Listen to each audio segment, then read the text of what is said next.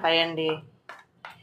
ఎప్పుడైనా మనకి ఉదయం టిఫిన్ లేనప్పుడు ఆకలేస్తూ ఉంటుంది కదా, పని చేసుకొని అలసిపోతూ ఉంటాం. అలాంటప్పుడు అప్పటికప్పుడు ఇంట్లో గోధుమ పిండి ఉందనుకోండి, చక్కగా చిన్న బెల్లం ముక్క వేసుకొని కొద్దిగా సాల్ట్ వేసుకొని ఇలా కొంచెం దోశల పిండిలాగా కలుపుకొని 2 అట్లు వేసుకొని తినండి. బాగా వస్తాయి అట్లు, చాలా బాగుంటాయి, స్మూత్గా వస్తాయి అన్నమాట. ఓకేనా? బెల్లం వేసుకున్నారనుకోండి, బెల్లం అట్లులాగా బాగుంటాయి.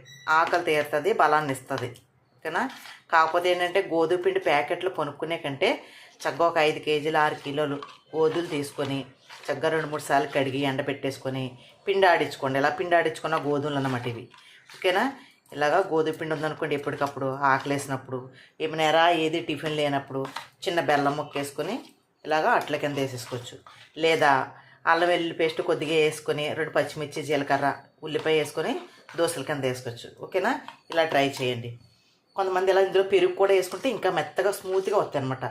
ఇదే పిండిలో బెల్లం వేసిన పిండిలో పెరుగు వేసుకున్నాం అనుకోండి 2 స్పూన్లు, ఇందులోని చక్కగా ఇంకా బాగా వస్తాయి కమ్మగానే. ఓకేనా? మీరు కూడా ఇలా గోధుమ పిండి ఇంట్లో ఉంటే ఇలాగ ట్రై చేయండి. ఓకేనా? ఛానల్ ఫాలో అవ్వండి, సబ్స్క్రైబ్ చేసుకోండి.